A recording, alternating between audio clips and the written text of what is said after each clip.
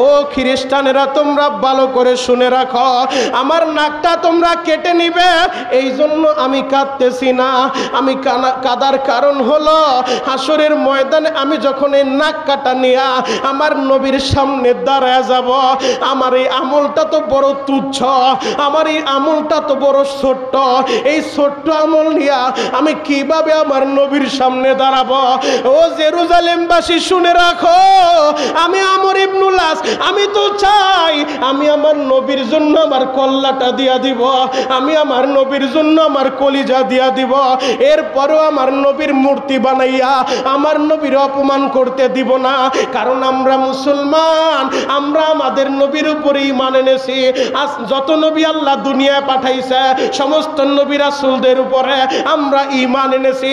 এই যে মুহররম মাস গেল, মুহররমের সময় মুসা নবীর অনুসারীরা একটা রোজা রাখছে, ঈসা নবীর অনুসারীরা একটা রোজা রাখছে, আর আমরা আখির জামানার পয়গম্বরের অনুসারী আমরা দুইটা রোজা রাখছি। কারণ হলো আমরা শুধু আমাদের নবীর উপরেই ঈমান আনি নাই, আমরা সমস্ত নবীর উপরে ঈমান আনছি। সমস্ত নবীদেরকে আমরা মোহাব্বত করি, আমরা চাই না অন্য কোন নবী অপমানিত হোক।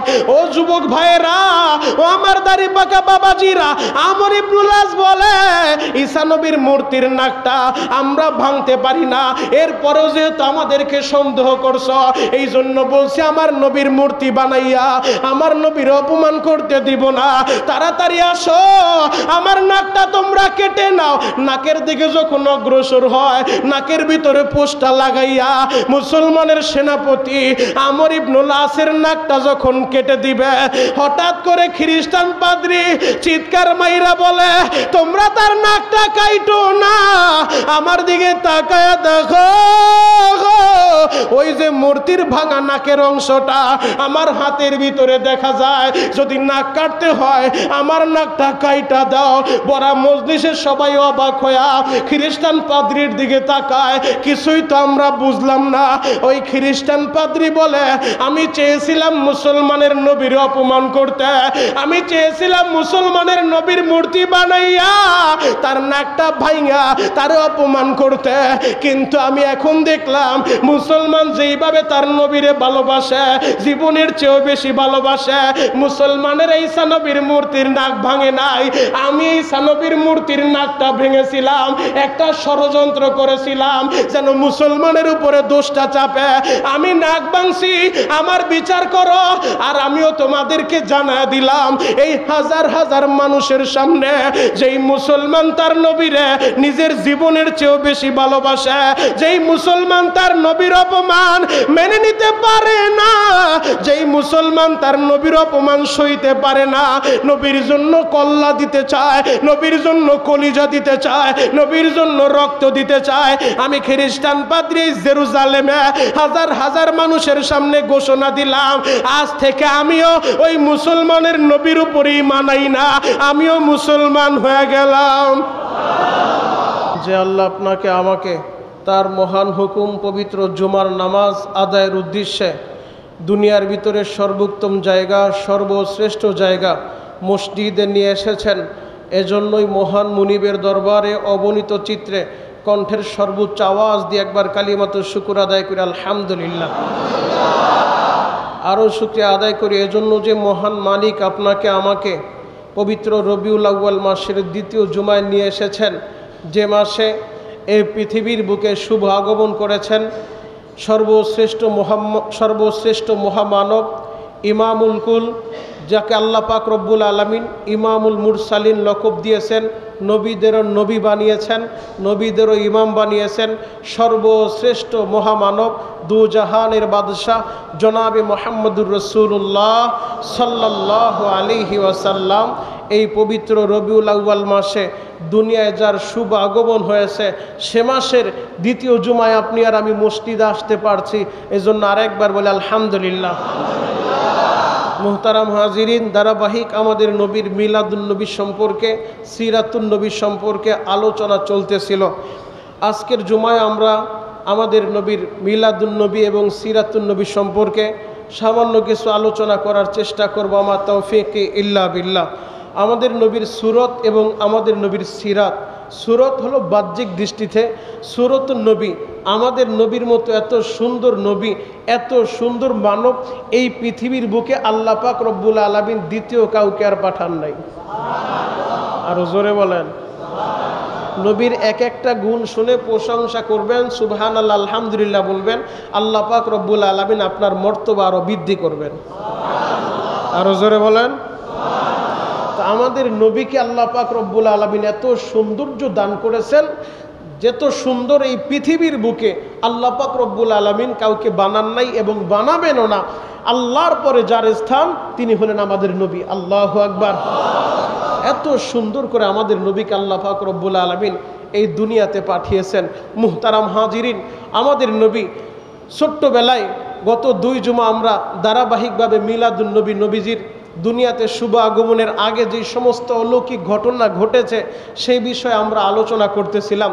তো আমাদের নবী ছোট্ট বয়সেই কিন্তু তিনি মা হারিয়েছেন। আপনারা জানেন, জন্মের আগে বাবা হারিয়েছেন, 6 বছর বয়সে মা হারিয়েছেন। নবীজি যখন দুনিয়া আসলেন, নবীজি দুনিয়ায় আসার কিছুক্ষণ পরে আল্লাহর নবীর দাদা আব্দুল মুত্তালিব, খাজা আব্দুল মুত্তালিব, যিনি খানায় কাবা বাইতুল্লাহর মুতাওয়াল্লি ছিলেন, খানায় কাবার দেখভাল করতেন, মানুষদেরকে জমজমের পানি পান করাতেন, যে খানায় কাবা তার তত্ত্বাবধানে ছিল খাজা আব্দুল মুত্তালিব। তার বৌমা আমেনার কাছে গিয়ে বলে, আমেনা, আমার দাদুভাই মোহাম্মদকে আমার কোলে একটু দাও। আল্লাহর নবীকে কোলে নিয়ে তার দাদা আব্দুল মুত্তালিব যখন মাতাপের ভিতরে চলে গেলেন, কারণ আল্লাহর নবী যেই ঘরে ভূমিষ্ঠ হয়েছেন সেই ঘরটা সাফা মারওয়ার পাশেই, যেই ঘরটা এখনো পর্যন্ত অবস্থিত আছে, ওই ঘর থেকে নিয়ে যখন মাতাপের ভিতরে আসলেন, খানায় কাবা বাইতুল্লাহর সামনে এসে আল্লাহর নবীর দাদা আব্দুল মুত্তালিব আল্লাহর নবীকে কোলের ভিতরে উঠে আসমানের দিকে তাকায় বলতেছে, ও খানায় কাবার মালিক, এত সুন্দর চেহারা ইতিপূর্বে আমি কখনো দেখিনি। আমার সন্তান আব্দুল্লাহ দুনিয়া থেকে বিদায় নিয়েছে, কিন্তু তার ঔরসে আমেনার গর্ভে এমন এক দাদুভাই তুমি আমাকে দিয়েছো, যার মতো চেহারা এই পৃথিবীতে আমি আর কাউকে দেখিনি। আমি আমার জীবন দিয়ে আমার দাদুভাইকে ভালোবাসবো। খাজা আব্দুল মুত্তালিব কাবাঘরের সামনে দাঁড়ায় যখন এইভাবে কথাগুলো বলতেছে, যারা কাবাঘরের ভিতরে তদানীন্তনকালে তাওয়াফরত অবস্থায় ছিলেন, ওই সমস্ত মানুষগুলাও চিৎকার মেরে মেরে বলতেছে যে এই পৃথিবীর বুকে, এই ধরার বুকে মহামানবের আগমন হয়ে গেছে। কারণ আমার নবীর জন্মের এই আলোচনা শুধু মানব কুলের ভিতরে ছিল না, আশরাফুল মাখলুকাত মানুষের ভিতরে যেমনিভাবে আমার নবীর শান এবং মানের আলোচনা চলতেছিল, প্রতিটা মাখলুকাতের ভিতরে আমার নবীর শান এবং মানের আলোচনা চলতেছিল। ফেরেশতাদের মজলিসে আমার নবীর শান এবং মানের আলোচনা চলতেছিল। আরো জোরে বলেন। সেই দয়ার নবী, মায়ার নবী মক্কার ভূখণ্ডে 6 বছর বয়সে মা হারিয়েছেন। এরপরে দাদা তাকে দেখাশোনা করতেন। 8 বছর বয়সে দাদাও মারা গেছেন। এরপরে চাচা তার দেখাশোনা করতেন, চাচা আবু তালেবও দুনিয়া থেকে বিদায় নিলেন। মুহতারাম হাজিরিন, আল্লাহর কাছে আল্লাহর নবী সব সময় এমনভাবে চাইতেন যে আমি আপনার বান্দা, আল্লাহ আপনার বান্দা আমি। নবী যখন হাদিসের ভিতরে আসছে, নবী যখন খাবার খেতে বসতেন, নবী যে একজন গোলামের মতো খাবার খেতে বসতেন আর আশঙ্কা করতে থাকতেন, মালিক আমি আপনার বান্দা, না জানি আবার কোন বেয়াদবি হয়ে যায়, আপনার রিজিক আমি মুখে নিচ্ছি। মুহতারাম হাজিরিন, যেই কথাটা বুঝাইতে চাই, সর্বশ্রেষ্ঠ মহামানব তিনিও আল্লাহর সামনে এমনভাবে বসতেন, নিজেকে বান্দা হিসেবে গোলামের মতো করে উপস্থাপন করতেন, আল্লাহর কাছে সাহায্য চাইতেন। আর আমরা মানুষ, ওই নবীর উম্মত, আমরাও যা কিছু করতে চাই, ভালো কাজ যেই সমস্ত কাজ আমরা করি, নামাজ আমরা পড়ি, জিকির আমরা করি, এগুলা দুনিয়ার কোনো মানুষের পক্ষে সম্ভব না যদি আল্লাহ দয়া না করে। কথা বলেন ঠিক কিনা? আপনি আর আমি চাইলেই দিনের কাজ করতে পারবো না, আপনি আর আমি চাইলেই জবানে আল্লাহর নাম উচ্চারণ করতে পারবো না যদি আল্লাহ আপনাকে আমাকে সাহায্য না করে। এজন্য আল্লাহর কাছে সাহায্য চাইতে হয়। ইন্নাকা লা তাহদি মান আহবাবতা, আল্লাহ যাকে চায় হেদায়েত দান করে, আল্লাহ যাকে চায় না আল্লাহ তাকে হেদায়েত দেয় না, গোমরাহির ভিতরে রেখে দেয়। এজন্য হেদায়েত চাইতে হবে কার কাছে? আরো জোরে বলেন।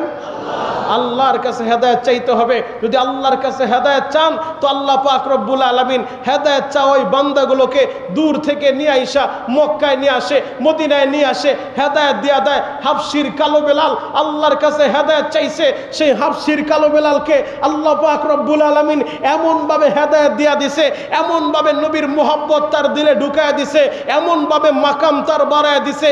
আল্লাহর নবী জমিন থেকে 7 আসমান পাড়ি দিয়ে আরশ আজিমে যখন মেরাজের রজনীতে যায়, মেরাজ থেকে ভ্রমণ করে জমিনে আইসা নবী আমার বেলালকে ডাইকা বলে, বেলাল কি এমন আমল তুমি করো, আরশে মহল্লায় তোমার পায়ের আওয়াজ আমি শুনতে পাইছি। আরো জোরে বলেন। হাবশির বেলাল, গোলামের ঘরের গোলাম, কালো বেলাল, তার মাকাম আল্লাহ বাড়ায় দিছে। কেন? বলে আল্লাহর কাছে হেদায়েত চাইছে। আর যদি মানুষ অহংকার হয়, অহংকারী হয়ে যায়, আল্লাহ থেকে বিমুখ হয়ে যায়, আল্লাহর কাছে হেদায়েত না চায়, তাহলে মক্কায় কাবা ঘরে জন্ম নিলেও আল্লাহ তাকে হেদায়েত দেয় না। আবু জাহেলের জন্ম হয়েছে কাবা ঘরের ভিতরে। আপনারা সবাই জানেন আবু জাহেলের মা, তিনি যখন কাবা তাওয়াফ করতেছিলেন, ওই অবস্থায় প্রসব বেদনা শুরু হয়ে গেছে। মতাফের ভিতরে আবু জাহেলের জন্ম হয়েছে, কিন্তু হেদায়েত পায় নাই। অপরদিকে মন্দিরের ভিতরে হযরত আবু বকরের জন্ম হয়েছে। আবু বকরের মা মন্দিরে গিয়েছে, মূর্তির সামনে ওই অবস্থায় প্রসব বেদনা শুরু হয়ে গেছে। আবু বকর মন্দিরের ঘরে জন্ম নেওয়ার পরে আল্লাহর নবীর দুনিয়াতে প্রধান সাহাবী হয়ে গেছে, ইসলামের প্রথম খলিফা হয়ে গেছে। এমনকি শুধু দুনিয়াতে নবীর বন্ধু না, ময়দানে মাহশারে জান্নাতের ভিতরেও আল্লাহর নবীর সঙ্গী থাকবেন হযরত আবু বকর। আরো জোরে বলেন। তাহলে হেদায়েত চাইবো কার কাছে? আরো জোরে বলেন, কার কাছে? মুহাব্বতে একটা ডাক দেন, ইয়া আল্লাহ। আরো জোরে ডাক দেন, ইয়া আল্লাহ। এজন্যই তো আল্লাহ পাক রব্বুল আলামিন বলেন, ইন্নাকা লা তাহদি মান আহবাবতা। আল্লাহ যাকে চায় তাকে হেদায়েত দান করে। আমার যুবক ভাইরা, আল্লাহর নবীর চাচা আবু তালেব, যেই আবু তালেব নবীরে ভালোবাসলো, আল্লাহর নবীর মায়ের ইন্তেকালের পরে নবী তার দাদার সাথেই থাকে।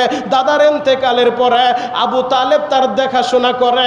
এই আবু তালেব যখন মৃত্যুর শয্যায় শায়িত, বিছানায় পড়ে গেছে, রহমাতুল আলামিন নবী আমার চাচার মৃত্যুর শয্যায় বিছানার পাশে বইসা আল্লাহর নবী ডাক দিয়ে বলে, চাচা আপনি শুধু একবার বলেন লা ইলাহা ইল্লাল্লাহ। আপনি শুধু এই কথাটা বলেন, আপনি যদি এই কালিমা পইরা ঈমানটা গ্রহণ কইরা আপনি যদি মারা যান, আমি আপনার বাতিজা হাসরের ময়দানে সুপারিশ করে আপনারে জান্নাতে নিয়ে যাব। আরো জোরে বলেন।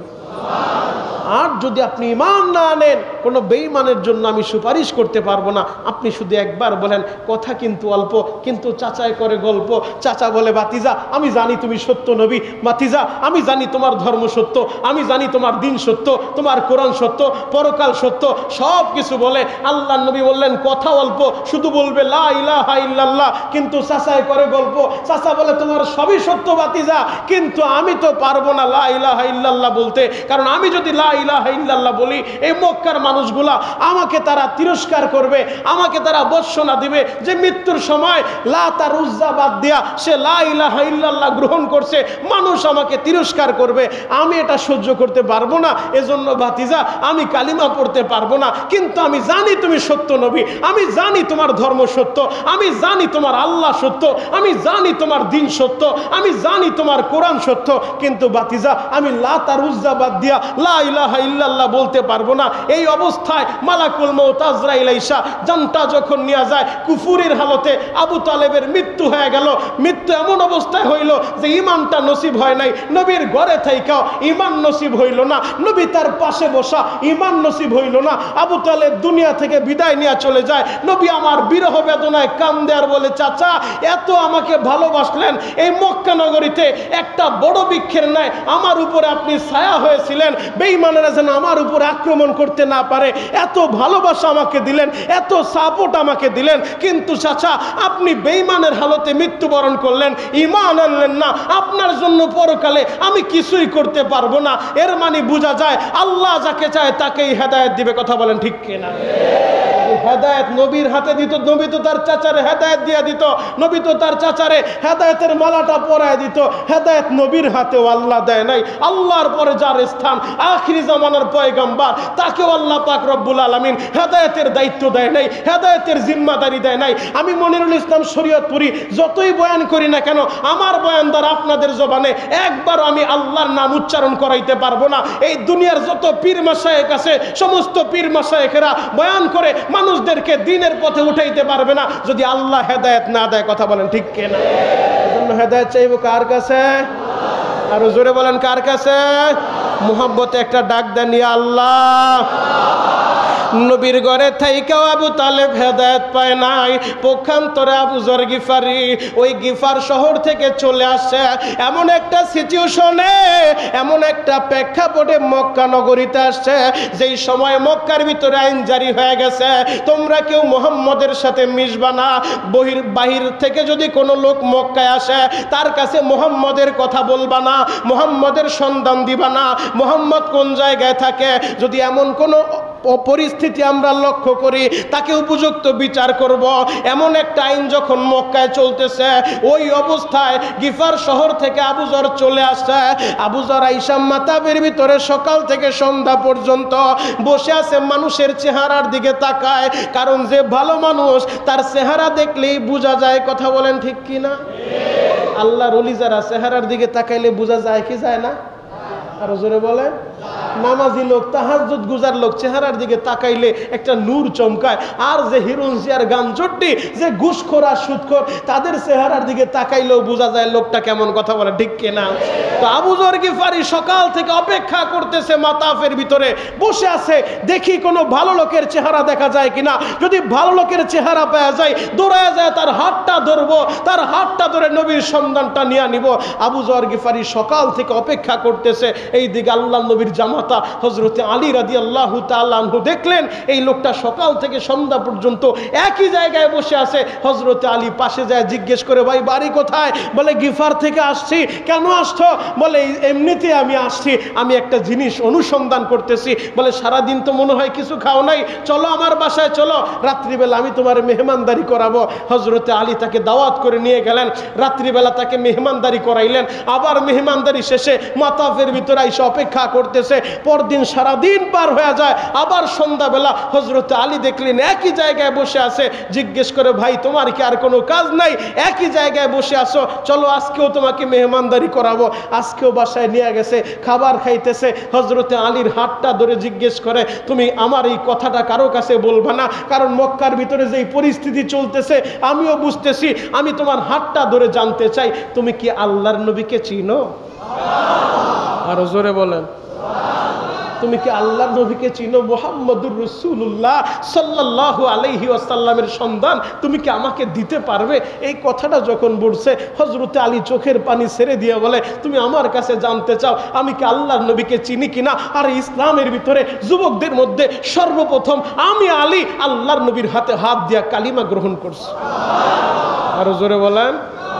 এবং তুমি যেই ঘরে খাবার খাচ্ছ, যে তোমাকে রান্না করে খাবার খাওয়াইলো, তিনি আল্লাহর নবীর আদরের কন্যা। এই কথা শোনার পরে বলে, আলী রে, আমি তো গিফার থেকে আসছি, আমি নবীর কাছে যেতে চাই।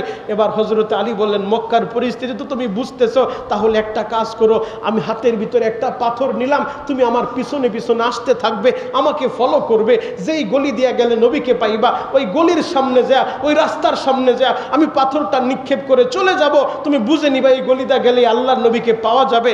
এই কথা বলে হযরতে আলী হাতের ভিতরে একটা পাথর নিছে, পাথর নিয়ে রওনা করছে। চলতে চলতে দারে আরকামের গলির নিকটে যায়, পাথরটা ছুঁড়ে ফেলে হযরতে আলী চলে যায়। আবু যর গিফারির আর বুঝতে বাকি নাই, যেহেতু পাথরটা এই গলির সামনে নিক্ষেপ করছে, তার মানে এই গলি দিয়া সামনে অগ্রসর হলেই আখিরি জামানার পয়গম্বরের সাক্ষাৎ পাওয়া যাবে। আর জোরে বলেন। এবার আবু যর গিফারি পাগলের মতো দারে আরকামের গলি দিয়া, দারে আরকাম হযরতে আরকামের ঘরের নিকটে চলে গেলেন গো বাবা। যায় দেখে একটা তাবু, ওই তাবুর ভিতরে মনে হয় পূর্ণিমার চাঁদটা বসে আছে। আরো জোরে বলেন। আমার নবী সূরতেও এত সুন্দর ছিলেন, আকাশের চন্দ্র আমার নবীর কাছে হার মানে। আল্লাহর নবীর সাহাবী জাবের আল্লাহর নবীর সামনে বৈশা একবার নবীর দিকে তাকায়, একবার আসমানের চাঁদের দিকে তাকায়, একবার নবীর দিকে তাকায়, একবার পূর্ণিমার চাঁদের দিকে তাকায়। নবী আমার জিজ্ঞেস করে, জাবের আমার দিকে তাকাও, আবার ওই দিকে তাকাও, কি দেখতেছো? জাবের বলে, ইয়া রাসূলুল্লাহ, ইয়া হাবিবাল্লাহ নবী গো, আমি তাকায় তাকায় দেখতেছি আকাশের চাঁদটা বেশি সুন্দর নাকি জমিনে আমার সামনে যেই চাঁদটা বসে আছে এই চাঁদটা বেশি সুন্দর? নবী বললেন, কি দেখলা আর কি পাইলা? এবার জাবের বলে, আমার মা বাবা কুরবান হোক, আল্লাহর নামের শপথ করে বলি, ইয়া রাসূলুল্লাহ, ইয়া হাবিবাল্লাহ নবীজি, আকাশের এই পূর্ণিমার চাঁদটা আপনার সামনে কিছুই না, কিছুই না। আমার সামনে জমিনে যেই চাঁদটা বসে আছে এই চাঁদের মতো এত সুন্দর মনে হয় পৃথিবীতে আর কিছুই আল্লাহ বানায় নাই। আল্লাহু আকবার। আমার নবী এত সুন্দর ছিলেন। আমার নবীর শান এবং মান কতটা আলোচনা শুনবেন, কতটা মুজিজা শুনবেন। জিবরাইল আমিন অন্যান্য নবীর কাছে আসছে, কোন নবীর কাছে 3 বার আসছে, কোন নবীর কাছে 10 বার আসছে, কোন নবীর কাছে 100 বার আসছে, কোন নবীর কাছে 200 বার আসছে। আর আখিরি জামানার পয়গম্বরের কাছে জিবরাইল 1 বার 2 বার না 24,000 বার আসছে। আরো জোরে বলেন। আমার নবীর হাতের আঙ্গুল দিয়া ইশারা করছে, ইকতারাবাতি সাআতুন শাক্কাল কমার। হাতের ইশারা করতে দেরি 4টা 2 টুকরা হয়, একটা টুকরা জাবাল আবি কুবাইসের উপরে পড়তে দেরি হয় নাই। প্রথম যেই পাহাড়টা জাবাল আবি কুবাইস পৃথিবীর প্রথম পাহাড়, এবং কিয়ামতের আগে পুরো পাহাড়টা স্বর্ণ হয়ে যাবে। এই জাবাল আবি কুবাইস, এই জাবাল আবি কুবাইসের উপরে আকাশের চাঁদের একটা টুকরা ইশা পড়ছে। মুহতারাম হাজিরিন, আমার নবীর শান, আমার নবীর মান, আমার নবীর কতটা মুজিজা আছে জানো? আল্লাহর নবী একদিন সফর করতেছিলেন, পথিমধ্যে ক্লান্ত অবস্থায় আল্লাহর নবী একটু বিশ্রাম নেবেন। তার জামাতা হযরতে আলী বসে আছে, আলীর রানের উপরে মাথাটা দিয়া আল্লাহর নবী বিশ্রাম নিতেছেন, যুদ্ধের ময়দানে অপেক্ষা করতেছেন একটু বিশ্রাম নেবেন। যখন নবী ঘুমায় গেছে, হযরতে আলী তাকায় দেখলেন ক্লান্ত শরীরে আমার নবী আমার রানের উপরে মাথাটা দিয়া ঘুমায় আছে। এখন যদি নবীরে ডাক দেয় ডিস্টার্ব হবে। এই দিক দিয়ে আকাশের সূর্যটা পশ্চিম আকাশে চইলা গেছে, আসরের নামাজের ওয়াক্ত তো চলে যাচ্ছে, নামাজটাও পড়া দরকার, নামাজ তো কাজা হয়ে যাবে। নবী ক্লান্ত শরীর নিয়ে শুইছে, এখন যদি আমি ডাক দেই বেয়াদবি হয়ে যেতে পারে। এজন্য হযরতে আলী ডাক দেয় না, আলী শুধু আমার নবীর দিকে তাকায় আছে। একবার নবীর দিকে তাকায়, একবার পশ্চিম আকাশে তাকায়, সূর্য তো লাল হয়ে গেছে, সূর্য ডুবু ডুবু অবস্থা, সূর্যটা ডুবে যাবে। নবী তো এখনো ঘুম থেকে উঠতেছে না, আমি যদি নবীকে ডাকি বেয়াদবি হয়ে যেতে পারে, কারণ নবীর শরীরটা ক্লান্ত, পুরাটা রাস্তা সফর করে আসছে যুদ্ধের ময়দানে। আমার নবী একটু বিশ্রাম নেই, আবার নামাজটাও পড়া দরকার। একটু পর নবীর যখন চোখটা খুলছে, হযরতে আলীর দিকে তাকায় দেখে চেহারাটা মলিন। আল্লাহর নবী বললেন, কি হয়েছে? হযরতে আলী ইশারাতে দেখায় দেয়, ইয়া রাসূলুল্লাহ, ইয়া হাবিবাল্লাহ নবীজি, আকাশের সূর্য তো পশ্চিম আকাশে চইলা গেছে, আসরের ওয়াক্ত তো বিদায় নিয়ে চলে যাচ্ছে, নামাজটা তো কাজা হয়ে যাবে। আল্লাহর নবী বললেন, আলী রে পেরেশান হয়ো না, নামাজ আমরা সময় মতো পড়তে পারবো। হাতের আঙ্গুল দিয়ে ইশারা দিছে পশ্চিম আকাশের সূর্যটা, যেই সূর্য ডুবু ডুবু অবস্থা আসরের টাইমে যেই জায়গায় ছিল, সূর্যটার রিটার্ন সেই জায়গায় চলে আসছে। আরো জোরে বলেন।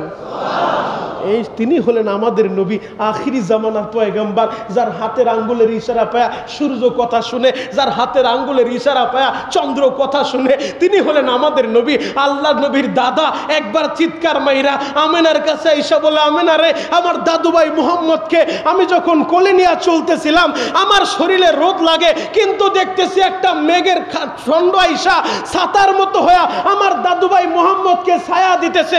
আমার শরীরে রোদ লাগলেও আমার দাদু ভাই মুহাম্মদের শরীরে রোদ লাগে না। আমেনা বলে, আব্বা জান এমন একটা দুইটা না, বহুত ঘটনা আছে যেগুলো আমি এতদিন প্রকাশ করি নাই, এতদিন আমি বলি নাই। আব্বা জান এমন বহুত ঘটনা মুহাম্মদ আমার গর্ভে আসার পর থেকে একের পর এক ঘটতেছিল। মুহতারাম হাজিরিন, যেই কথাটা বলতেছিলাম, তিনি হলেন আমার নবী। আল্লাহর নবীর দরবারে, আল্লাহর নবীর দরবারে আবু যর গিফারি যখন গেলেন, আবু যর গিফারি যা আল্লাহর নবীকে জড়ায়া ধরছে, জড়ায়া ধইরা চিৎকার মেলে বলে, ইয়া রাসূলুল্লাহ, ইয়া হাবিবাল্লাহ নবীজি, আপনাকে একটা নজর দেখার জন্য সেই গিফার থেকে এসেছি, 2 দিন যাবত অপেক্ষা করেছি, আপনার সন্ধানটা পাই নাই, হযরত আলীর মাধ্যমে আপনার সন্ধান পাইছি। নবীজি আপনার যে চেহারা আমি দেখছি, আপনাকে দেখে দেখে আমি মরতে চাই, আপনাকে ছাড়া আমি বাঁচব না। আল্লাহু আকবার। তিনি হলেন আমার নবী, আল্লাহর নবী। আল্লাহর নবীর দরবারে আবু যর গিফারি এইভাবে যখন কান্না করতেছেন, মুহতারাম হাজিরিন, তার মানে বোঝা যায় ইন্নাকা লা তাহদি মান আহবাবতা, আল্লাহ যাকে চাইবো তাকেই তো হেদায়েত দিব। আল্লাহর নবীর ঘরে থাইকাও আবু তালেব হেদায়েত পাইল না, আল্লাহর নবী তার পাশে বসা, কুফরির হালতে মৃত্যু হয়ে গেল, কিন্তু গিফার শহর থেকে আবু যর গিফারি আইসা আল্লাহর নবীর হাতে হাত দিয়া কালিমা পড়ে মুসলমান হয়ে গেল। হেদায়েতের মালিক কে? আরো জোরে বলেন কে? সিরাতুন নবী, আমার নবীর সিরাত সম্পর্কে আলোচনা শুনবেন। পুরা কোরআনটাই আমার নবীর সিরাত, পুরা কোরআনটাই আমার নবীর চরিত্র। মুহতারাম হাজিরিন, এজন্য এই কোরআন আমাদেরকে গ্রহণ করতে হবে, আমাদেরকে আখিরি জামানার পয়গম্বরকে ভালোবাসতে হবে, নিজের জীবনের চেয়েও বেশি ভালোবাসতে হবে। এই রবিউল আউয়ালে আল্লাহর নবীর যেমনিভাবে জন্ম হয়েছে, এই রবিউল আউয়ালের 12 তারিখ আল্লাহর নবীর ওফাত হয়েছে, ওফাতুন নবীও এই রবিউল আউয়ালের 12 তারিখ হয়েছে। আমার নবী দুনিয়া থেকে বিদায় নিয়েছেন। এই জন্য মিলাদুন নবীতে আমরা যেমন খুশি, ওফাতুন নবীতে আমাদের দিলটাও ক্ষত বিক্ষত। তবে মিলাদুন নবী এটা পালন করা যায় না, পালনীয় বিষয় নয়, এটা হলো আলোচনার বিষয়। আলোচনা করলে সওয়াব হবে, নফল ইবাদতের সওয়াব হবে, কিন্তু সিরাতুন নবী আমাদেরকে বাস্তবায়ন করতে হবে। কথা বলেন ঠিক কিনা? এই জন্য সিরাতুন নবীর ভিতরে আল্লাহর নবী যে ওফাত হয়েছে, ওফাতুন নবীর ভিতরে ব্যথিত হয়ে তো হযরতে বেলাল মদিনা ছাইরা দিছে, কারণ নবীজিকে বিরহ বেদনা বেলাল সইতে পারে নাই, 6 মাস পর্যন্ত মদিনায় আসে নাই। পরিশেষে নবী আমার যখন স্বপ্নে যোগে বেলালকে আদেশ করছে, বেলাল কি এমন অভিমান তুমি করলা? আমার রওজার পাশে আবু বকরকে দেখি, ওমরকে দেখি, ওসমানকে দেখি, জুবাইরকে দেখি, তালহাকে দেখি, ও বেলাল তোমাকে তো দেখি না, তোমাকে তো দেখি না আমার রওজার পাশে দাঁড়া, আমি নবীরে সালাম দিতে। বেলাল এই স্বপ্নটা দেখা আবার সিরিয়া থেকে রওনা শুরু করছে, গাট্টি বস্তা গোল কইরা মদিনায় চলে আসছে। 6 মাসের ভিতরে বেলাল মদিনায় ছিল না, কারণ নবীকে হারানোর এই বিরহ বেদনা বেলাল মেনে নিতে পারে নাই। যেই মদিনার অলি গলিতে আমি হাঁটতাম, আমার সামনে আমার নবী থাকতো, যেই মদিনার মসজিদে নববীতে আমি বেলাল আজান দিলে আমার নবী ইমামের মুসাল্লায় দ্বারা ইমামতি করত, যেই মসজিদে নববীর ভিতরে জুমার দিনে নবীর সামনে দ্বারা বেলাল আজান দিত, আর আল্লাহর নবী মিম্বারে বসে থাকতো। এখন বিলাল কিভাবে আজান দিবে? আমি যদি আজান দেই নবী তো আর ইমামতি করবে না, আমি যদি আজান দেই মিম্বারে তো আল্লাহর নবী বসবে না। এই বিরহ বেদনা সইতে পারে নাই, বেলাল মদিনা ছেড়ে দিয়েছিল। স্বপ্নে যুগে আদেশ পায় আবার যখন মদিনায় আসে, মদিনার ভিতরে আইসা আবার মদিনার মানুষগুলা পাগল পারা হয়ে বলে, বিলাল কতদিন তোমার কণ্ঠে আজান শুনি না। হাসান হুসেন দৌড়ে আসছে, ও নানার মুয়াজ্জিন বিলাল, তুমি যখন চলে গেছো, তোমাকে হারানোর পরে নানা ভাইকেও হারাইছি, তোমাকেও হারাইছি। নানা ভাই যাওয়ার পরে তোমার কণ্ঠে আর কোনোদিন আজানের ধ্বনি শুনতে পাই নাই। ও নানার মুয়াজ্জিন বেলাল, তুমি একটু মিনারায় দাঁড়াও না, মিনারায় দাঁড়ায় তুমি একটু আজান দাও, তোমার এই কণ্ঠের আজানটা শুনতে চাই। এবার হযরতে বেলাল বলে, গোটা মদিনাবাসী আমারে রিকোয়েস্ট করছে, আমি সবাইরে নিষেধ করলো, যেই 2জন যুবক আমাকে আদেশ করছে হাসান আর হুসাইন, এদের রিকোয়েস্ট আমি ফালতে পারবো না, এদের রিকোয়েস্ট আমি নাকচ করতে পারবো না, কারণ এরা হলো জান্নাতের যুবক, এরা হলো জান্নাতের যুবকদের লিডার। আল্লাহ নবী বলছে, যারা আমার নাতি হাসান আর হুসাইনকে ভালোবাসলো, তারা যেন আমি নবীকেই ভালোবাসলো। আরো জোরে বলেন।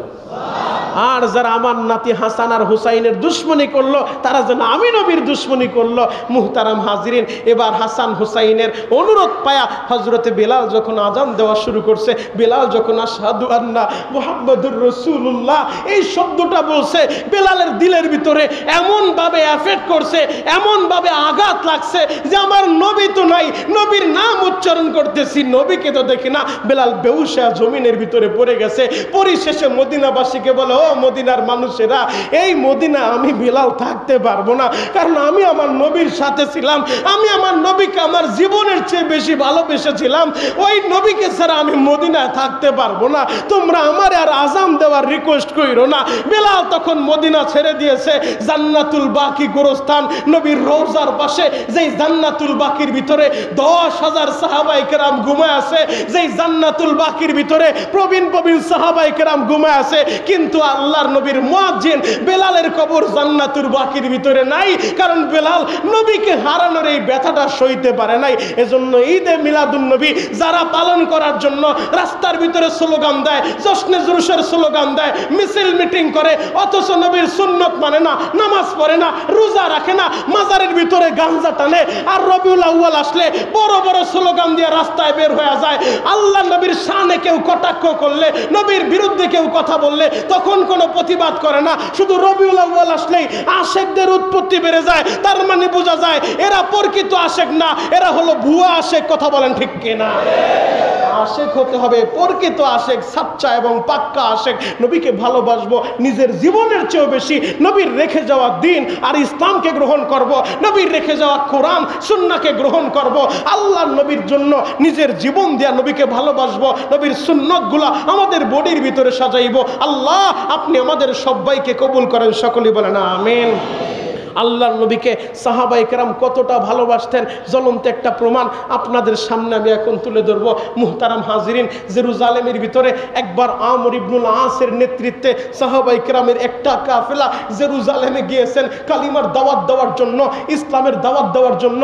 ওই জায়গার ভিতরে জেরুজালেমে যখন বিধর্মীদের সাথে যুদ্ধ হবে, মুসলমানের নেতৃত্বে, মুসলমানের নবীর সাহাবী আমর ইবনুল আসের নেতৃত্বে মুসলমানদের একটা বড় কাফেলা জেরুজালেম চলে গেছে। হঠাৎ করে এলান হয়ে গেল জেরুজালেমের চৌরাস্তায় ঈসা নবীর একটা মূর্তি বানানো ছিল, খ্রিস্টানরা বানিয়েছে, যেই মূর্তির নাকটা কে যেন ভেঙে দিয়েছে।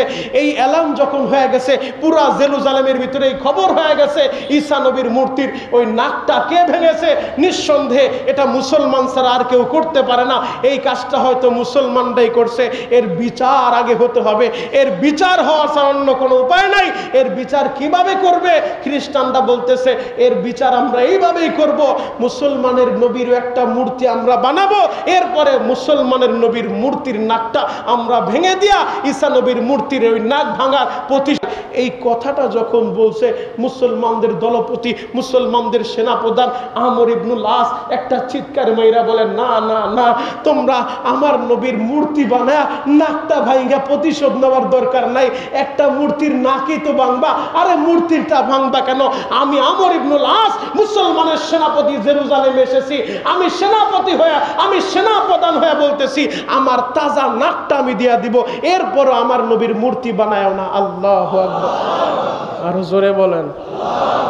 সবাই অবাক হয়ে প্রশ্ন করতেছে, আমরা একটা মূর্তি বানায় মূর্তির নাক ভাঙবো, তুমি কেন তাজা নাকটা দিবা? বলেন না, আমি আমার তাজা নাকটা দিয়া দিব, এরপরও আমার নবীর মূর্তি তোমরা বানাইবা না, তোমাদের নাকের প্রতিশোধই তো নেওয়া দরকার, আমার নাকটা তোমরা কাইটা নেওয়া যাইবা। বলে কখন কাটবে? এলান হয়ে গেল অমুক দিন কাটবো। পুরা জেরুজালেমে হাজার হাজার মানুষ উপস্থিত হয়ে গেছে জেরুজালেমের চৌরাস্তার ভিতরে। সবাই বলতেছে আরে মুসলমান এসেছে যুদ্ধ করার জন্য, তাদের সেনাপতির নাকটাই যদি আমরা কেটে নিয়ে যাই তাহলে আর যুদ্ধের দরকার হবে না, এমনিতে আমরা বিজয় হয়ে যাব, মুসলমান পালায়া যাবে, সেনাপতির নাক কাটা হবে। হাজার হাজার মানুষ উপস্থিত হয়ে গেছে জেরুজালেমের ভিতরে। আমর ইবনুল আসের নাকটা কর্তন করবে, হঠাৎ করে আমর ইবনুল আস হাউমাউ করে কান্নাকাটি শুরু করছে। খ্রিস্টানদের মধ্য থেকে একজন প্রশ্ন করে, ও মুসলমানের সেনাপ্রধান আমর ইবনুল আস, তোমার নাকটা কাটবে, এজন্য তুমি হাউমাউ করে কান্নাকাটি করতেছো? আমর ইবনুল আস বলে, না না না, আমি যেই জন্য কাঁদি হয়তো তোমরা এখনো বুঝতে পারো নাই। বলে তুমি কি জন্য কাঁদো? বলে আমি এই জন্য কাঁদতেছি, হাসরের ময়দানে এমন বহুত আশেক দাঁড়ায় যাবে যারা আমার নবীর জন্য নিজের কল্লাটা দিয়া দিছে। হাসরের ময়দানে এমন বহুত মানুষ দাঁড়ায় যাবে যারা আমার নবীর জন্য কলিজাটা দিয়া দিছে। হাসরের ময়দানে এমন বহুত মানুষ দাঁড়ায় যাবে যারা আমার নবীর জন্য একের পর এক আঘাত সহ্য করছে, তার দেহটা ক্ষত বিক্ষত করছে। হাসরের ময়দানে হানজালার মতো সাহাবী দাঁড়ায় যাবে, হাসরের ময়দানে আব্বাসের মতো সাহাবী দাঁড়ায় যাবে, যাদেরকে টুকরা টুকরা করেছে বেঈমানেরা। ময়দানে মাহশারে ওই আশেকরা যখন নবীর সামনে কেউ কল্লা নিয়ে দাঁড়াবে, কেউ কলিজা নিয়ে দাঁড়াবে, কেউ হাত পা নিয়ে দাঁড়াবে, তাদের ওই আমলের সামনে আমি সামান্য একটা নাক নিয়ে দাঁড়াবো, আমার এই আমলটা না জানি কত তুচ্ছ হয়ে যাবে। আমি তো আমার গর্দানটা আমার নবীর জন্য দিতে পারলাম না, আমি তো আমার কল্লাটা নবীর জন্য দিতে পারলাম না, আমি তো আমার কলিজাটা আমার নবীর জন্য দিতে পারলাম না। আশেক কাকে বলে? ও কেরানীগঞ্জের যুবক, ও সুবাড্ডার যুবকেরা, আশেক হতে চাও সাহাবায়ে কেরামের মতো আশেক হও, দরকার হলে কল্লা দিব, এরপরে ঈমান দিব না। কথা বলেন ঠিক কিনা? পরিস্থিতি এসে যায় কল্লা দিতে পারি, জীবন দিতে পারি, এরপরও কোনো বেঈমানের সামনে মাথা নত করা যাবে না, আপোষ করা যাবে না। যতদিন বাঁচবো আল্লাহর উপরে ঈমান এনেছি, এই ঈমান নিয়ে বাঁচতে চাই, নবীর উপরে ঈমান এনেছি, ঈমান নিয়ে বাঁচতে চাই। জেরুজালেমের সব মানুষগুলা অবাক হয়ে গেছে। আমর ইবনুল আস চোখের পানি ছেড়ে বলে, ও খ্রিস্টানেরা তোমরা ভালো করে শুনে রাখো, আমার নাকটা তোমরা কেটে নিবে, এই জন্য আমি কাঁদতেছি না। আমি কাদার কারণ হলো হাসরের ময়দানে আমি যখন এই নাক কাটা নিয়ে আমার নবীর সামনে দাঁড়ায় যাব, আমার এই আমলটা তো বড় তুচ্ছ, আমার এই আমলটা তো বড় ছোট্ট, এই ছোট্ট আমল নিয়ে আমি কিভাবে আমার নবীর সামনে দাঁড়াবো? ও জেরুজালেমবাসী শুনে রাখো, আমি আমর ইবনুল আস, আমি তো চাই আমি আমার নবীর জন্য আমার কল্লাটা দিয়া দিব, আমি আমার নবীর জন্য আমার কলিজা দিয়া দিব, এরপরেও আমার নবীর মূর্তি বানাইয়া আমার নবীর অপমান করতে দিব না। কারণ আমরা মুসলমান, আমরা আমাদের নবীর উপরে ঈমান এনেছি। আজ যত নবী আল্লাহ দুনিয়ায় পাঠাইছে সমস্ত নবী রাসূলদের উপরে আমরা ঈমান এনেছি। এই যে মুহররম মাস গেল, মুহররমের সময় মুসা নবীর অনুসারীরা একটা রোজা রাখছে, ঈসা নবীর অনুসারীরা একটা রোজা রাখছে, আর আমরা আখির জামানার পয়গম্বরের অনুসারী আমরা দুইটা রোজা রাখছি। কারণ হলো আমরা শুধু আমাদের নবীর উপরেই ঈমান আনি নাই, আমরা সমস্ত নবীর উপরে ঈমান আনছি, সমস্ত নবীদেরকে আমরা মুহাব্বত করি, আমরা চাই না অন্য কোন নবী অপমানিত হোক। ও যুবক ভাইয়েরা, ও আমার দাড়ি পাকা বাবাজিরা, আমর ইবনুল আস বলে ঈসা নবীর মূর্তির নাকটা আমরা ভাঙতে পারি না, এরপরেও যেহেতু আমাদেরকে সন্দেহ করছো, এই জন্য বলছি আমার নবীর মূর্তি বানাইয়া আমার নবীর অপমান করতে দিব না। তাড়াতাড়ি আসো, আমার নাকটা তোমরা কেটে নাও। নাকের দিকে যখন অগ্রসর হয়, নাকের ভিতরে পোস্টা লাগাইয়া মুসলমানের সেনাপতি আমর ইবনুল আসের নাকটা যখন কেটে দিবে, হঠাৎ করে খ্রিস্টান পাদ্রী চিৎকার মাইরা বলে, তোমরা তার নাকটা কাইটো না, আমার দিকে তাকায়া দেখো, ওই যে মূর্তির ভাঙা নাকের অংশটা আমার হাতের ভিতরে দেখা যায়, যদি নাক কাটতে হয় আমার নাকটা কাইটা দাও। বড়া মজলিসের সবাই অবাক হইয়া খ্রিস্টান পাদ্রীর দিকে তাকায়, কিছুই তো আমরা বুঝলাম না। ওই খ্রিস্টান পাদ্রী বলে, আমি চেয়েছিলাম মুসলমানের নবীর অপমান করতে, আমি চেয়েছিলাম মুসলমানের নবীর মূর্তি বানাইয়া তার নাকটা ভাঙা তার অপমান করতে, কিন্তু আমি এখন দেখলাম মুসলমান যেইভাবে তার নবীরে ভালোবাসে, জীবনের চেয়েও বেশি ভালোবাসে, মুসলমানের ঈসা নবীর মূর্তির নাক ভাঙে নাই, আমি ঈসা নবীর মূর্তির নাকটা ভেঙেছিলাম, একটা ষড়যন্ত্র করেছিলাম যেন মুসলমানের উপরে দোষটা চাপে, আমি নাক ভাঙছি, আমার বিচার করো। আর আমিও তোমাদেরকে জানায় দিলাম এই হাজার হাজার মানুষের সামনে, যেই মুসলমান তার নবীরে নিজের জীবনের চেয়েও বেশি ভালোবাসে, যেই মুসলমান তার নবীর অপমান মেনে নিতে পারে না, যেই মুসলমান তার নবীর অপমান সইতে পারে না, নবীর জন্য কল্লা দিতে চায়, নবীর জন্য কলিজা দিতে চায়, নবীর জন্য রক্ত দিতে চায়, আমি খ্রিস্টান পাদ্রী জেরুজালেমে হাজার হাজার মানুষের সামনে ঘোষণা দিলাম, আজ থেকে আমিও ওই মুসলমানের নবীর উপরে ঈমান আনি না, আমিও মুসলমান হয়ে গেলাম। আরো জোরে বলেন। হাজার হাজার মানুষ শুধু এক দৃশ্য দেখা কালিমা পইরা মুসলমান হয়ে গেছে। মুহতারাম হাজিরিন, আমাদের নবীর সিরাত এবং সুরত গ্রহণ করতে হবে, আমাদের নবীকে ভালোবাসতে হবে নিজের জীবনের চাইতেও বেশি। কারণ ততক্ষণ পর্যন্ত একজন ইমানদার পরিপূর্ণ ইমানদার হতে পারে না যতক্ষণ পর্যন্ত নিজের মা বাবা, ছেলে সন্তান, এমনকি নিজের জীবনের চেয়ে বিশ্ব নবীকে বেশি ভালো না বাসবে। আমরা আমাদের জীবনের চেয়ে আমাদের নবীকে বেশি ভালোবাসবো, নবীর সুন্নত আমরা গ্রহণ করব। আল্লাহ আল্লাহ আপনি আমাদের সবাইকে কবুল করেন, সকলে বলেন আমিন। এজন্য আল্লাহ বলে লাকাদ কানা লাকুম ফি রাসূলিল্লাহি উসওয়াতুন হাসানাহ। আল্লাহর নবীর 63 বছর জীবনের ভিতরে, আল্লাহর নবীর চরিত্রের ভিতরে আমাদের জন্য আল্লাহ উত্তম আদর্শ রেখে দিয়েছেন। আমরা সেই নবীর চরিত্র গ্রহণ করব। আল্লাহ যেন আমাদের সবাইকে কবুল করে, সকলে বলেন আমিন। পরিশেষে আরেকটি মেসেজ আমরা গ্রহণ করব, আরেকটি মেসেজ আমি দিতে চাই। সেটি হলো আমাদের এই বাংলাদেশ স্বাধীনতার পর থেকে এই 52 বছরের ইতিহাস হলো, যারাই ইসলামকে মাইনাস করতে চাইছে, যারাই আলেম ওলামাকে মাইনাস করতে চাইছে, যারাই কোরআন সুন্নাহকে মাইনাস করতে চাইছে, একটা জালেমও টিকতে পারে না। এই কথা বলেন ঠিক কিনা? এজন্য আমাদেরকে সজাগ থাকতে হবে। ভবিষ্যতেও যদি আমরা এই বাংলাদেশে কিছু করতে চাই, ইসলামকে মাইনাস করে, কোরআনকে মাইনাস করে, বিশ্বনবীর চরিত্রে আঘাত দিয়ে এই বাংলাদেশে বিগত 50 বছরে কেউ টিকতে পারে নাই, ভবিষ্যতেও পারবে না। এ বাংলাদেশ টুপিওয়ালাদের দেশ, এ বাংলাদেশ জুব্বাওয়ালাদের দেশ, এই বাংলাদেশ মুসলমানের দেশ। যেই দেশের ভিতরে শতকরা 95% মুসলমান, এই দেশের ভিতরে ভবিষ্যতে যদি কেউ ইসলামের বিরুদ্ধে কটাক্ষ করে, নবীর শানে বেয়াদবি করে, সে যত বড় জালিম হোক না কেন, যত বড় ক্ষমতাধর হোক না কেন, বাংলার মুসলমান তাকে ছেড়ে দিবে না। কথা বলেন ঠিক কিনা? আমরা সব সময় আগে আমার দিন, আগে আমার ইসলাম, আমার ইসলাম আমাকে ঠিক রাখতে হবে, আমার ঈমান আমাকে ঠিক রাখতে হবে, এরপরে ইনশাআল্লাহ আমরা যে যার কাজ করব। কিন্তু আমার ঈমান নিয়ে এখন আপোষ চলবে না, ঈমান নিয়ে সিনেমিনি খেলা এটা বাংলাদেশের মুসলমান ইতিপূর্বেও মেনে নেয় নাই, ভবিষ্যতেও মেনে নেবে না। কথা বলেন ঠিক কিনা? আল্লাহ পাক রব্বুল আলামিন আমাদের সবাইকে বুঝা এবং আমল করার তৌফিক দান করুক, সকলে বলেন আমিন। দান বক্সগুলো ছেড়ে দেন, সকলে বেশি বেশি আল্লাহর ঘরে দান করেন। আল্লাহ পাক রব্বুস সানা ওয়া ইল্লাম তাগফির লানা ওয়া তারহামনা লানাকুনান্না মিনাল খাসিরিন। রব্বানা গফির লানা ওয়া লিওয়ালিদাইনা রব্বিরহামহুমা কামা রব্বায়ানি সগীরা। রব্বুল আলামিন কুদরতের নজরে তাকায় দেখো, পবিত্র মাস রবিউল আউয়াল মাসের দ্বিতীয় জুমায় নামাজের পূর্ব মুহূর্তে আমি গুনাহগার আপনার দামি বান্দাদেরকে দিয়ে হাত তুলেছি। রব্বুল আলামিন আমাদের গুনার দিকে তাকাইলে আমরা জাহান্নামের আগুন ছাড়া তো কিছুই দেখি না। জীবনে কত অন্যায়ের অপরাধ করেছি, ও দয়ার আল্লাহ, গুনাহ করতে করতে গুনাহগারের খাতায় নামটা লেখাইছি।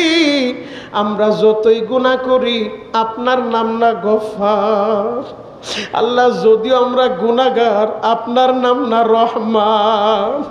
আল্লাহ আপনার গফফার নামের খাতিরে, আপনার রহমান নামের খাতিরে, আপনার রহমতের দিকে তাকাইয়া আমাদের সকলের গুনাহগুলো আপনি নেক দ্বারা বদলায়া দেন।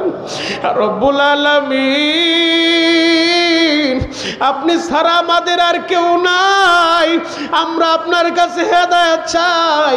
আল্লাহ আপনি আমাদের সবাইকে হেদায়েত দান করেন। আল্লাহ আমরা যেন দ্বীনের পথে, ইসলামের পথে অটল এবং অবিচল থাকতে পারি, কবুল করে নেন। ও দয়ার আল্লাহ, হাত উঠাইলেই মনে পড়ে যায় মা দক্ষিণীর কথা, হাত উঠাইলেই মনে পড়ে যায় বাবা দুঃখু মিয়ার কথা। আল্লাহ কার যেন মা এই দুনিয়ার মায়া ছাইরা ওই অন্ধকার কবরে চলে গেছে, কার যেন বাবা ওই কবরের বাসিন্দা হয়ে গেছে। ও দয়ার আল্লাহ, ওই কবরবাসীরা তো বড় অসহায়, ওই কবর তো অন্ধকারের ঘর, ওই কবর তো কিরা পোকামাকড়ের ঘর, ওই কবর তো সাপ বিচ্ছুর ঘর। যেই কবরের ভিতরে আলো নাই, যেই কবরের ভিতরে বাতি নাই, সাথী নাই, যেই কবরের ভিতরে বিছানা নাই, বালিশ নাই, ও দয়ার আল্লাহ ওই কবরে কেমনে থাকবো? মালিকরা ওই কবরে যাওয়ার আগে জান্নাতের বিছানা আপনি আমাদের জন্য রেডি করে রাখেন। ও দয়ার আল্লাহ, আমাদের মা বাবা আত্মীয় স্বজন যারা এই কবরে ঘুমায় রয়েছে তাদের কবরটা জান্নাতের বাগান বানায় দেন আল্লাহ। অনেকের মা বাবা অসুস্থ, হার্টের রোগী, ডায়াবেটিসের রোগী, কিডনির রোগী, আল্লাহ আমাদের ওই মা বাবা মুরব্বীদেরকে সুস্থ করে দেন আল্লাহ। অনেক ভাই দোয়া চাইছে, পেরেশানিতে আছে, ও দয়ার আল্লাহ আমার ভাইদের পেরেশানি আপনি দূর করে দেন আল্লাহ। অনেকেই দোয়া চাইছে, বিশেষ করে হাজী আলী সাহেব আল্লাহ দেশনেত্রীর জন্য দোয়া চেয়েছেন, আল্লাহ তাকে সুস্থতার সাথে দীর্ঘ নেক হায়াত দিয়া দেন আল্লাহ। সারা পৃথিবীর মুসলমানদেরকে আপনি কবুল করে নেন। আমার এই দেশের জন্য যারা জীবন দিয়েছে মালিক, ওই শহীদ আবু সাইদ মীর মুগ্ধ সহ যারা এই জীবন দিল এই দেশের জন্য আল্লাহ 2024 সালে 2013 সালে হেফাজতে ইসলামের মাধ্যমে ওই ঢাকার শাপলা চত্বরে রাতের অন্ধকারে বাতি বন্ধ কইরা কত আলেম ওলামার বুকে গুলি চালাইছে আল্লাহ, কত আশিকে রাসূলদের বুকে গুলি চালাইছে আল্লাহ। যারা 2013 সালে জীবন দিছে আল্লাহ তাদের কবরটাও জান্নাতের বাগান বানায় দেন আল্লাহ। 2009 সালে আল্লাহ যে সমস্ত সেনাবাহিনীর বাইরা, বিডিআর বাইরা ওই পিলখানায় যারা জীবন দিছে, ও দয়ার আল্লাহ আপনি তাদেরকে মাফ করে দেন। 1971 সালে যারাই আমার এই দেশ স্বাধীনতার জন্য যারাই জীবন দিছে তাদেরকে আপনি মাফ করে দেন আল্লাহ। এই দেশের জন্য যারা কাজ করতেছে তাদেরকে আপনি কবুল করে নেন। সমস্ত রকম ষড়যন্ত্র থেকে আমাদের দেশকে হেফাজত করেন আল্লাহ। সমস্ত রকম ষড়যন্ত্র থেকে মুসলমানদেরকে হেফাজত করেন। সমস্ত রকম ষড়যন্ত্র থেকে মসজিদ মাদ্রাসাগুলা হেফাজত করেন। আখিরি দরখাস্ত মালিক, যারা আমি গুনাহগারের সাথে হাত উঠাইছে একবার হলো মক্কা মদিনা জিয়ারত নসিব করে দেন ও দয়ার আল্লাহ। কত দাড়ি পাকা বাবাজিরা হাত ধরে কান্দে আর বলে হুজুর জীবনে বড় তামান্না একবার নবীর রওজাটা জিয়ারত করব আল্লাহ। আমার যেই ভাইরা হাত উঠাইছে বাসা বাড়িতে বইসা আমার কত মা বোনেরা হাত উঠাইছে মালিক আল্লাহ, এদের সবাইকে একবার হলো মক্কা মদিনা জিয়ারত নসিব করে দেন আল্লাহ। আপনার নবীকে স্বপ্নে যোগে দেখা দেন। আরাফা মিনা মুজদালিফা না দেখে একজনকেও কবরে নিয়েন না আল্লাহ। কত হাজিরা হাত উঠাইছে, যেই হাজিদের হাত দুইটা তোমার ঘরের গিলাপের সাথে লাগছে আল্লাহ, যেই হাজিদের হাত দুইটা হাজরে আসওয়াতে লাগছে ও দয়ার আল্লাহ এই হাজিদের হাতের দিকে তাকাইয়া বড় মজলিসে সকলের দরখাস্ত কবুল করে নাও। কত আলেম ওলামা হাত উঠাইছে, আলেমদের উসিলায় সবাইকে কবুল করে নাও। কত নাবালেগ বেগুনা মাসুম বাচ্চারা হাত উঠাইছে, নাবালেগদের খাতিরে আমাদের দোয়া কবুল করে নাও। পর্দার আলে মা বোনেরা হাত উঠাইছে, মা বোনদের উসিলায় আমাদের দোয়া কবুল করে নাও আল্লাহ। আমাদের আত্মীয় স্বজন যারাই কবরে চলে গেছে কবর জান্নাতের বাগান বানায় দাও। আখিরি দরখাস্ত মালিক, যেই দিন আমাদের দরজায় মালাকুল মউত আজরাইল হাজির হয়ে যাবে ওই দিন ওই মুহূর্তে আমাদের সকলের জবানে জারি করে দিও লা ইলাহা ইল্লাল্লাহু মুহাম্মাদুর রাসূলুল্লাহ।